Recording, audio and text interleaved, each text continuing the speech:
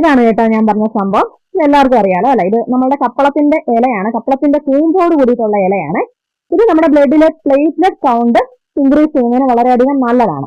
അപ്പൊ നമുക്ക് ചില ഇൻഫെക്ഷൻസ് ഒക്കെ വരുമ്പോൾ പെട്ടെന്ന് നമ്മുടെ ബ്ലഡിലെ പ്ലേറ്റ്ലെറ്റ് കൗണ്ട് കുറഞ്ഞു പോകാറുണ്ട്. അപ്പൊ അങ്ങനെ കുറഞ്ഞു പോകുന്ന സമയത്ത് നമ്മൾ കഴിക്കുന്ന മെഡിസിൻസ് ഒക്കെ നമുക്ക് എഫക്റ്റീവ് ആകണമെങ്കിൽ തീർച്ചയായിട്ടും ബ്ലഡിലെ പ്ലേറ്റ്ലെറ്റ് കൗണ്ട് വീണ്ടും നമ്മൾ കൂട്ടിയെടുത്തേ പറ്റത്തുള്ളൂ.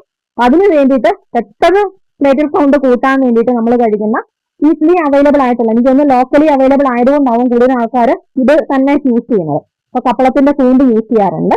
അപ്പൊ ഇത് കൂടുതലും ആൾക്കാർ ജ്യൂസ് അടിക്കും, അല്ലെങ്കിൽ ഇതിന്റെ ഇല ഇട്ട് വെള്ളം തിളപ്പിച്ചിട്ട് ആ വെള്ളം കുടിക്കുകയൊക്കെയാണ് ചെയ്യുന്നത്. അപ്പൊ നിങ്ങളിത് യൂസ് ചെയ്തിട്ടുള്ളവരുണ്ടെങ്കിൽ തീർച്ചയായിട്ടും ഒന്ന് കമന്റ് ചെയ്യണം കേട്ടോ, നിങ്ങളിത് എങ്ങനെയാണ് യൂസ് ചെയ്യുന്നത്. കാരണം നമ്മുടെ വീഡിയോ കാണുന്നവർക്ക് നേടിയൊരു ഉപകാരപ്പെട്ടേക്കാം.